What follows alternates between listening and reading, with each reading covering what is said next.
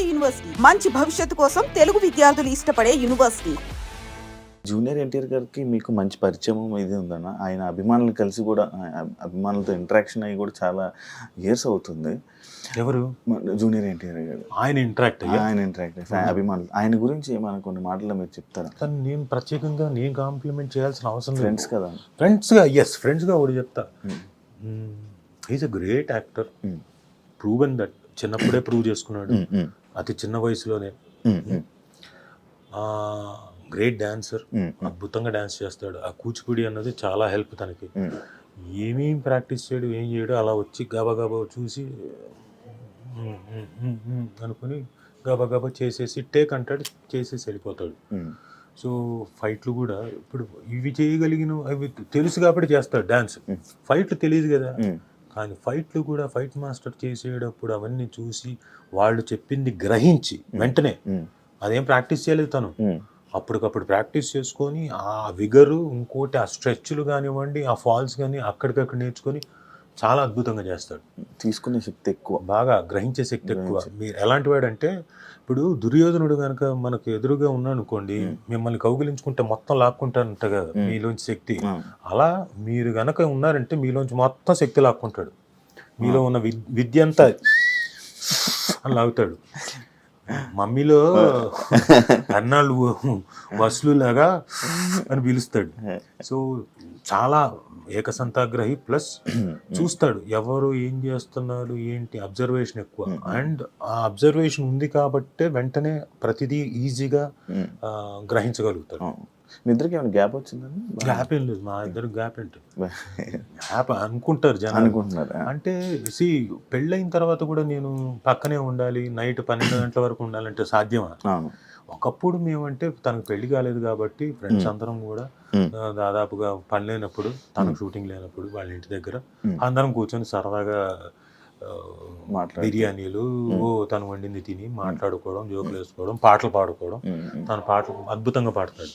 అలా అలవోక పాడతాడు. ఏ పాట అయినా సరే మొత్తం లిరిక్స్ గుర్తుంటాయి. ఇప్పుడు మనకు ఒక పాట గుర్తుందంటే ఓకే, ఇలా ఏదైనా వస్తుంటే అది పాడుతుంటాడు లిరిక్. త్రిబుల్ ఆర్ సినిమా టైంలో మన కీరవాణి గారు కూడా చెప్పడం జరిగింది. ఆ చుమ్ముకు అదంటది కదా, ఒక పాయింట్ మీద చెప్పి ఆ లైన్ గురించి చెప్తాను, నాకు ఈ పాయింట్ ఇలా నచ్చదని కూడా అంత పాయింట్ టు పాయింట్ చెప్తూ ఉంటారు సాంగ్స్ మీద. ఎవ్రీ లైన్ కూడా ఆయన వింటారు. హోమ్ టౌన్ గురించి ఏం చెప్తారన్న? ఎందుకు చూడాలి అని అంటే, ముందు హోమ్ టౌన్ అనేది హృదయంగా ఉంటుంది. ప్రతి వాళ్ళు వాళ్ళ జీవితానికి వాళ్ళ హోమ్ టౌన్కి కనెక్ట్ అయిపోతారు. మనం ఎక్కడి నుంచో వచ్చి సిటీలో బతుకుతున్నాం. ఏది మన లైఫ్ ఇందాక చెప్పినట్టు పరిగెడుతున్నాము, నిద్రలో పోవట్లేదు, కష్టపడుతున్నాము, అన్ని రకాలుగా. పండగలు వచ్చినప్పుడు, ఇంకోటి వచ్చినప్పుడు మనం మళ్ళీ మన ఊళ్ళకి వెళ్తున్నాం. ఆ ఒక్క 1 day 2 days మనం ఉండి వచ్చేస్తున్నాం. బట్ హోమ్ టౌన్ చూసిన తర్వాత ఏం చేస్తారంటే, అట్లీస్ట్ మనం సంవత్సరానికి 3 సార్లన్నా వెళ్ళి ఒక్కొక్క 3 రోజులు 4 రోజులైనా ఉండి మన హోమ్ టౌన్తో కనెక్ట్ అవుదాం, మనం అక్కడ గడిపోద్దాం అని ఫీల్ అవుతారు. ఎందుకంటే మన జ్ఞాపకాలు చాలా ఉంటాయి అక్కడ. చిన్ననాటి జ్ఞాపకాలు, ఫాదర్ మదర్ జ్ఞాపకాలు. ఇప్పుడు నాకు యానం పెద్ద కనెక్ట్ కాదు, నేను పుట్టి పెరగలేదు అక్కడ. కాకపోతే నేను ఎందుకు రీకనెక్ట్ అవ్వాలనుకుంటున్నా అంటే యానంకి, యానం ప్రజలందరికీ చెప్తున్నాను, ప్రజలందరికీ అక్కడ ఉన్న బంధుమిత్రులందరికీ చెప్తున్నాను, మళ్ళీ నేను వచ్చి అంటే వాళ్ళంతకు వాళ్ళు పాపం నన్ను పరిచయం చేసుకున్నారు కూడా. ఏదో పెళ్ళికి వెళ్తే, బాబు నేను మీ నాన్నగారి ఫ్రెండ్ ఫలానా ఇది అది, నాకు ఎంత ఆనందం అనిపించింది. అంటే వాళ్ళంతకు వాళ్ళు వచ్చి వాళ్ళకి ఉండొచ్చు కదా ఈగో. ఆడో కరోనా కొడుకు ఇప్పుడు వచ్చాడు, వాళ్ళ నాన్నగారు లేదు, ఇంతకాలం ఎప్పుడు రాలేదు అనుకోవచ్చు కదా. అలా అనుకోకుండా వాళ్ళు వచ్చి పరిచయం చేసుకుంటున్నారు, మేము ఫలానా ఫలానా ఫలానా అని. గొప్పగా అనిపించింది. సో నేను వెళ్ళి మళ్ళీ ఇక్కడ నా బంధువులతోటి, ప్లస్ అక్కడ ఉన్న ఊరి జనాల్లో చాలామంది మా నాన్న ఫ్రెండ్స్ తోటి, వాళ్ళందరితో వచ్చి కనెక్ట్ అవ్వాలనుకుంటున్నా. ఇప్పుడు 2 సంవత్సరాలకు 3 సంవత్సరాలకు వెళ్తున్నా ఊరికి. ఏదైనా ఫంక్షన్ ఉంటే, ఇప్పుడు నవమి ఉంది, శ్రీరామనవమి ఉన్నప్పుడు వెళ్ళా, ఆ తర్వాత వెళ్ళలేదు. నేను ఏదో మధ్యలో పెళ్ళి ఉంది, ఒక రోజు వెళ్ళాను, జస్ట్ వెళ్ళి వచ్చేసాను. సో ఇప్పుడు అలా కాదు, సంవత్సరానికి 2 సార్లు అన్నా, సంక్రాంతికి ఒక పండగ టైం ఒక 3 రోజులన్నా స్పెండ్ చేస్తే వీళ్ళందరితో స్పెండ్ చేయడానికి నాకు ఆపర్చునిటీ వస్తుంది. సో అందుకని అలా అనుకుంటున్నాను. అది నాకు ఈ హోమ్ టౌన్ చేయడం ద్వారా బాగా ఎక్కువ ఫీల్ అవుతుంది. గుర్తు ఈ కనెక్షన్ ఏమవుతుందంటే, రేపు పొద్దున నా పిల్లలకి, రోషన్కి కానీ మనస్వినికి కానీ, అది నేను వాళ్ళకి కనెక్ట్ చేయగలుగుతాను. లేకపోతే నేనే వెళ్ళకపోతే వాళ్ళకేం కనెక్ట్ చేస్తాను. మీ ఫ్రెండ్స్ సర్కిల్ ఎక్కువ అన్న? ఒకప్పుడు బాగుండేది. నాకు మామూలుగానే తక్కువ, అంటే నాకు వెరీ లిమిటెడ్, చాలా సెలెక్టివ్ ఫ్రెండ్స్. ఎక్కువనే friends circle. Thank you so much అన్న, ఇంటర్వ్యూ ఇచ్చినందుకు. మంచి సక్సెస్ అవ్వాలని సిరీస్, మంచి జనాల్లోకి వెళ్ళి మంచి నేమ్ వచ్చి ఇంకా ఎక్కువ సిరీస్తో మళ్ళీ తెలుగు ఆడియన్స్ మంచిగా ఎంటర్టైన్ చేయాలని మనస్ఫూర్తిగా కోరుకుంటున్నాను.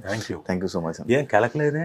ఏమన్నా ఏదో కాంట్రవర్షియల్ క్వశ్చన్తో మీరు మొదలెడతారు కదా, అదే ఇంకా రాలేదు ఏంటని. లేదన్నా, అలాంటివి అనుకోలేదు నా మీద. అన్న లేదన్న.